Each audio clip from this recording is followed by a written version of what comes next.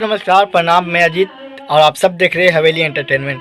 तो दोस्तों, सबसे पहले मैं बता दूं कि खेसारी भाई जो है अभी बहुत ज़्यादा टेंशन में है और डिस्टर्ब में है। और दोस्तों मैं बता दूं, डिस्टर्ब इसलिए हैं क्योंकि पंकज सिंह नाम का एक लड़का जो है झोला छाप सिंगर, जिसे हम बोल सकते हैं, और बोल सकते क्या, वो झोला छाप सिंगर ही है मान लीजिए।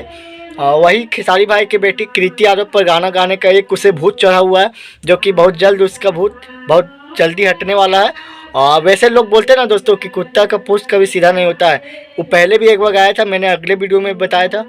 तो उस बार धुन धान के तो दिए सही करा, लेकिन फिर उनका उसको वही घटा हुआ है।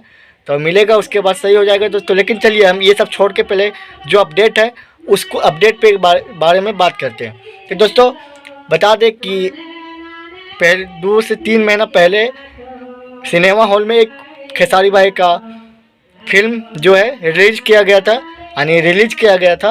और जिस फिल्म का नाम के है डोली सजा के रखना। डोली सजा के रखना फिल्म बहुत आप लोग पहले भी सिनेमा हॉल में देखे होंगे, और नहीं देखे होंगे तो टेंशन नहीं लीजिए, आप ही लोग के लिए सबसे बड़ा खुशखबरी है, क्योंकि अब ये फिल्म जो है यूट्यूब पर भी रिलीज होने वाला।